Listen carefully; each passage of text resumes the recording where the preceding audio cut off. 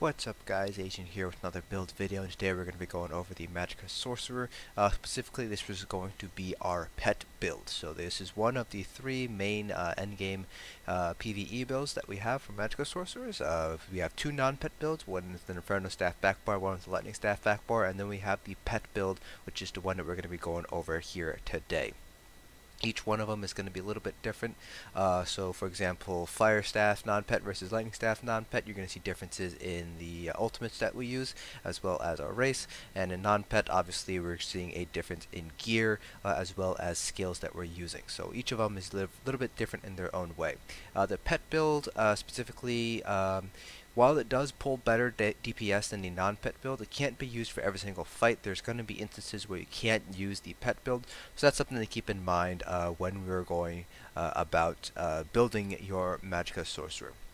So like our other build videos, we'll be going over gear, our skills, our CP point distributions, our attribute points, our Mundus stone. We'll be talking about our rotation, our skill prioritization, things like that, and then top things off with a 6-man dummy parse so you guys can get an idea of what the rotation looks like, as well as what kind of damage you can expect to see from a Magicka Sorcerer. So without further ado, let's go ahead and get started here. So let's start off with gear. For our monster helm, we're going to be using Zaan. Zaan is currently the strongest monster helm in the game for Magicka DPS, but it is tempered by two kind of restrictions. So the first one is that you have to be within melee range of the enemy in order to take advantage of the proc. If you go farther than 10 meters away from the enemy, it actually won't proc, and if you have a proc active, it'll stop. So that's something that you want to keep in mind. Plus, it's only a single target, so it's not very good at applying AoE effects. So for trash pulls, it's not going to be as strong. So if you are going to be playing ranged, if you're not going to be within melee range of the boss, or you have fighting trash pulls, Ilambris or Skoria are going to be better options here. Ilambris is going to be better for stationary bosses, and Skoria will be about equal to Ilambris when it comes to bosses that are very mobile, for example, all the bosses in Asylum Sanctorium. So that's something to keep in mind. So you have three options for Monster Helm: Zaan, Ilambris, or Skoria. Depends on which one you would prefer to get. Zaan is better for single target, but Ilambris is better if you are ranged and gives you a nice balance of single target and AoE. And Skoria will give you lower DPS overall, but it is more consistent when you have bosses that move around a lot. For our 5-piece, we're going with the Necropotence. So Necropotence is a drop set from Rivenspire. It only comes in light armor, so if you do want to use Necropotence, you will have to get a heavy and medium monster helm set, because we are going with a 5-1-1 setup here, so 5 light, 1 medium, 1 heavy. So that's something you want to keep in mind there. You can go with Divines on all the pieces, but you can also go with Infused on your large pieces as well. The DPS difference is going to be a little bit on the side of Infused when it comes to a pet build, but the difference is pretty small overall. For our jewelry, we're going with Moondancer jewelry. Sorry. I have 1 regen glyph and 2 spell damage glyphs, but you can go with 3 spell damage glyphs if you'd like. If you don't have Moondancer, you can go with Master Architect instead, or Infallible Aether, the 2 other Minor Slayer sets. Moondancer and Master Architect are going to be better because pet damage scales with Max Magicka, not spell damage. So Moondancer and Master Architect are going to be better overall. If you don't have any of the Minor Slayer sets, you can go with Willpower instead. Willpower is a very strong set to use for pet builds because of the additional Max Magicka that you get out of it. So again, you can use either Minor Slayer or Willpower with 3 spell damage glyphs, or 1 regen and 2 spell damage glyphs. It kind of depends on how you feel your sustain is at. If you don't feel like you need the extra sustain, then you can swap out the Magicka regen glyph with a spell damage glyph. For our front bar, we're going with an Asylum's Perfected Lightning Staff. You can use the imperfect version instead if you would like. If you're using an Asylum Staff, then you can go with Absorb Magicka enchant. Infused is going to be the trait across the board here. You can use Absorb Magicka here for some added sustain, as well as you don't need to be worried as much with Burning or Concussed, because the set proc will do it for you. If you don't have an Asylum Staff, either imperfect or perfect, you can go with the Minor Slayer staff instead. Again, we're going to want to go with Lightning. Um, and if you do go with one of the Minor Slayer sets, you're going to want to obviously match it with the one that you have with your jewelry, and you will want to not use necessarily an Absorb Magicka enchant. You might want to use a shock damage enchant instead for a reliable source of concussed, or you can go with the flame damage enchant for a reliable source of burning. That's kind of up to you how you want to play with it. You can go with Absorb Magicka, shock, or flame damage. If you don't have any of those options, you can just go with any old infused lightning staff on your front bar. And for our back bar, we have an infused Maelstrom Lightning Staff with a weapon damage enchant. For our race, we are a High Elf. Altmer are going to be the best race here for Magicka Sorcerer DPS. Kind of across the board here, even with an Inferno back bar. While the Dunmer is better, Altmer still pull very respectable numbers with an Inferno back bar. So High Elves are the best. However, you can go with any magically inclined race. So the Dark Elves are going to be your second best option, followed by the Bretons, and then Argonians are going to be last. We have 64 points into Magicka, but you can put a couple points into health if you feel like you need extra survivability. A pet build does have the advantage of having a little bit more health compared to a non-pet build, because there is a passive under the Daedric summoning line that gives you additional health when you have a pet out. So you don't necessarily need to put points into health if you don't want to, but if you feel like you're dying too often, it might behoove you to put 4 or 5 points into health in order to give yourself a little bit more survivability there. For our Mundus stone, we're going with the Apprentice, but you can go with the Lover. The key with whether or not to use the Lover or the Apprentice is to look at your penetration with all your debuffs up. So, for Magicka, that's Alkosh and Torug's Crusher. So, if with the Lover, if you are going over the penetration cap of 18,200, then you're not going to want to use the Lover, you're going to want to use the Apprentice instead. But if you are using the Lover and you have your debuffs up, and you're still at or below the penetration cap, then use the Lover instead of the Apprentice. It'll give you a little bit more DPS that way. We are using Witchmother's Potent Brew, which gives us Magicka regen, max Magicka, and max health. You can use Blue Food instead. You will lose out on sustain as a result. That's kind of up to you how you want to play with it. You will do a little bit more DPS with Blue Food compared to Witchmother's, but again, that sustain is going to start to hurt in the longer fights. There is also a gold food that you can get from Clockwork City, and it is purchasable off of guild traders. The recipe, you need to do a series of quests from the Outlaw's Refuge in the Brass Fortress in order to get it. You can't buy the recipe, but you can buy the food. It is gold, so it does use Perfect Row. It is a slightly upgraded version of Witchmother's, which gives you slightly more regen, Magicka, and health, as well as health regen, but it is expensive because it does use Perfect Row to create, so don't feel like you have to use it. Witchmother is a perfectly fine choice of food to use. Now for our skill bars. For our front bar, we have Crystal Frags, Crushing Shock. You can go with the other more Force Pulse if you would like. I like to use Crushing Shock for the interrupt. It's very important to have somebody with that range interrupt for certain trials. We have our Volatile Familiar, Daedric Prey, Inner Light, and a Greater Storm Atronach. Now you can go with Shooting Star instead if you would like. Storm Atronach, from my experience, pulls about even DPS with Shooting Star, or a little bit higher on average, so I like the Storm Atronach. The advantage of the Storm Atronach is also that it provides a synergy, which lets the Atronach deal more damage. It gives them Major Berserk, as well as whoever activates the synergy, it gives them Major Berserk as well for 8 seconds, which boosts their damage done by 25%. This is one of the only sources of Major Berserk in the game, so it is a very nice synergy to have. So that's why Storm Atronach will pull a little bit ahead of Shooting Star in terms of single target damage.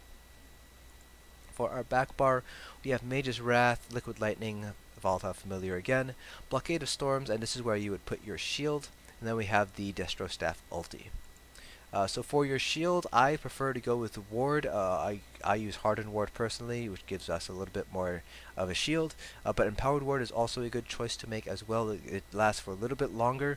It doesn't give you as many shields, but it does give you Minor Intellect, which boosts your regen. So that's something to consider as well. You can use either morph here. You can use Harness Magicka if you'd like. It is more expensive than Ward by about 1,000 Magicka. It gives you a smaller shield by about 1,000 additional.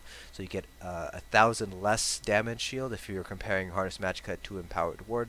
But you do get additional Magicka back every time you take spell damage while you have Harness Magicka up. But me personally, I don't think that additional sustain is worth trading off that larger shield. Survivability is more important than sustain. A dead DPS can't do any DPS, so it's important to have that survivability there. But you can use Harness Magicka if you'd like. I just personally don't recommend it. I don't think it's a very smart move to make. For our CP points, you have 240 points to spread across each of the 3 constellations. Starting off with our green CPs, we have 75 in Arcanist and 75 in Tenacity. That leaves 90 points for our green CPs, which you can divide among any of the remaining nodes, whatever you'd like. So you can put them into, for example, Healthy if you'd like. I personally have 31 to Shadow Ward, 20 into Tumbling, and 31 to Warlord. But again, like I said, you can kind of divvy it up however you would like.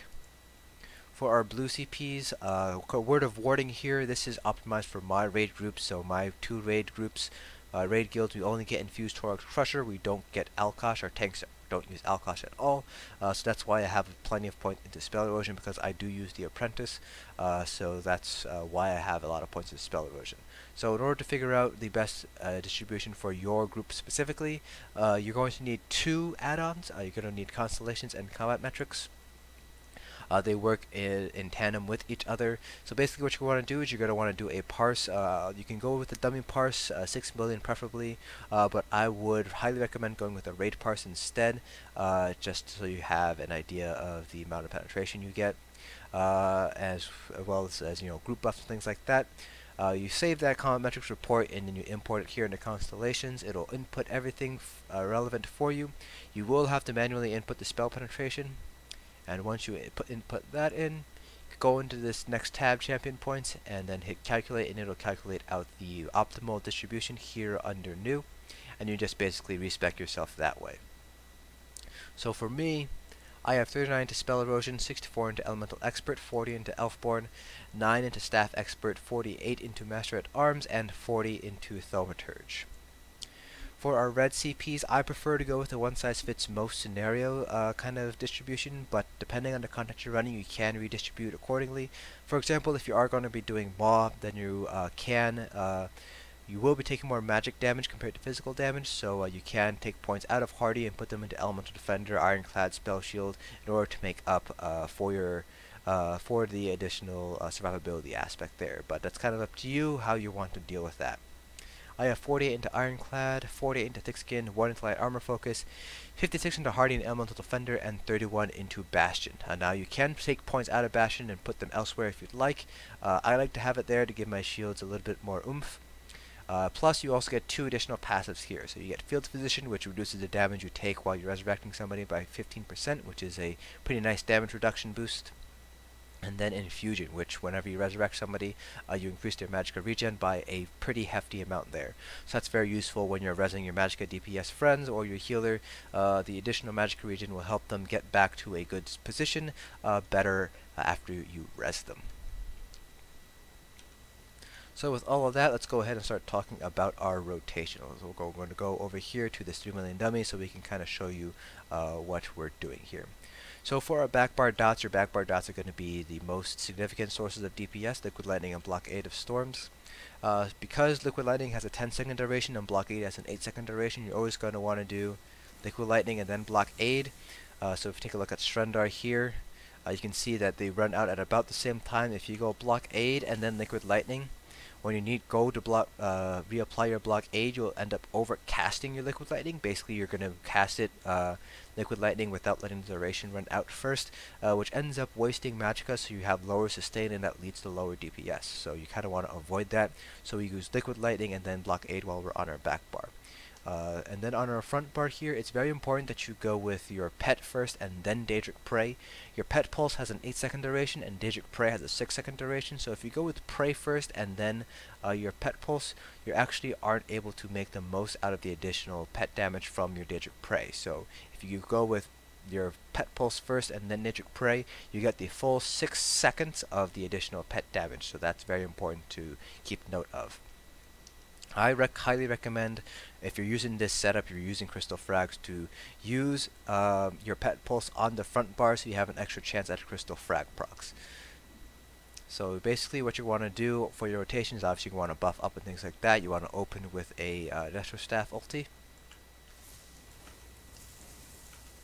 Oh, I just messed up there. That's fine, we'll go with it.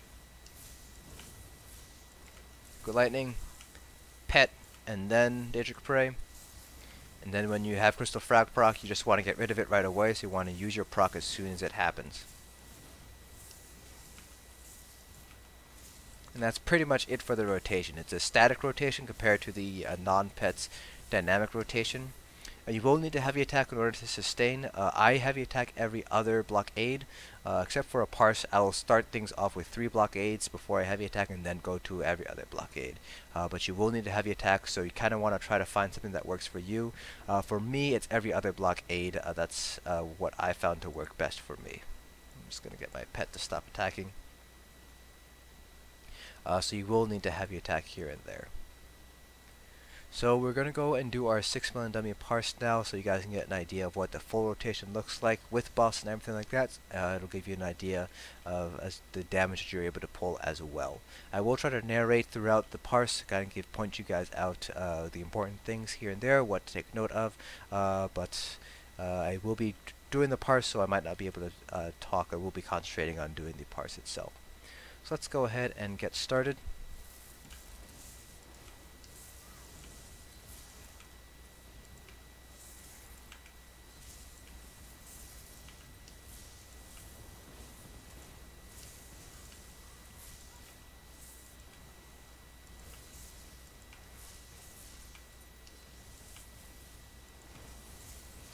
So like I said, I do 3 blockades before doing my first heavy attack on a dummy parse.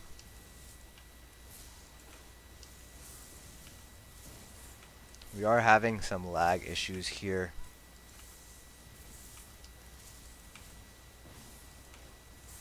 And that's the second blockade, so that's when we do our heavy attack.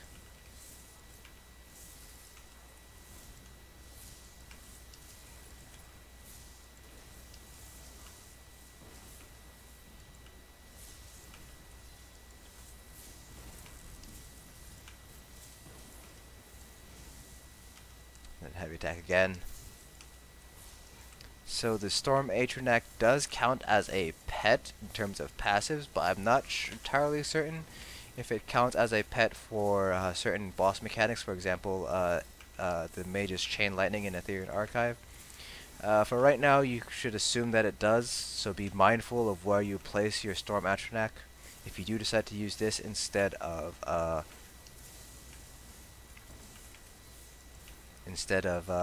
Shooting Star.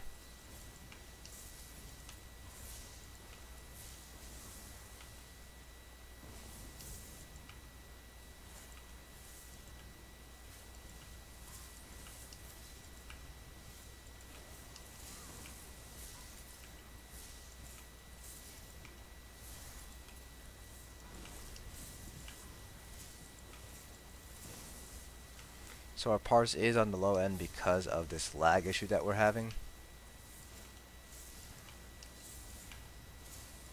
I do have parses saved up earlier, so I will show you one of those instead, because this parse isn't exactly what I would call representative of the DPS you're able to pull with a pet build.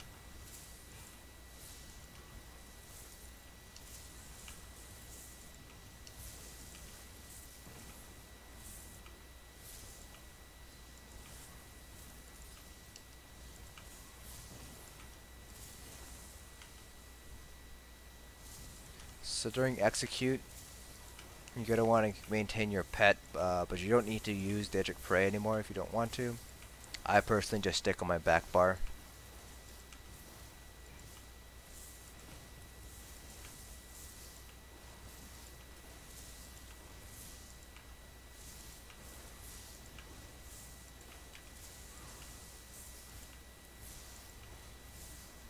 Alright, so that's what the rotation looks like. I did have a couple of lag issues in the middle there, so that did end up bringing down our DPS by a fair amount. So we won't be using this parse here. This is actually a very low parse. So we will show you... wait, which one was it? So this is one of the parses that I did earlier today. So you can see it's about a 33.6k parse. This is another parse that I did, same exact build, with the Atronach here, 33.8, so that's kind of the DPS you can expect to see with a pet build here. So you can see here that your top 3 damage sources are your Liquid Lightning, Blockade, and Familiar Pulse. Zaan does a very hefty amount of DPS, does 2.2k DPS here. And your light attacks, it's pretty important to be very good with your light attack weaving if you are using Zaan, because Zaan does proc off of your light attacks here. And again, Atronach, from what I've experienced, pulls about the same DPS, or higher DPS than Shooting Star does, plus it gives that additional synergy, so I would recommend using the Atronach over Shooting Star if you do want to go with that. But again, if you are in a situation where your boss has adds and you need that additional cleave damage, and go with a Thresher Staff ulti instead. For example, in AA against the mage or against Valarial if you're doing the ulti bomb method for Valarial splits. But otherwise, go with the Atronach, and like I said, I'm not 100% sure if it counts as a pet in terms of things like the AA's Chain Lightning, so just be mindful, just assume that it does, so be mindful of where you place your Atronach if you do decide to use the Atronach as your ultimate, so it doesn't necessarily land in a bad spot for your melee DPS. So that's it for this build video. Hope you guys found it informative, and I will see you guys in the next dungeon.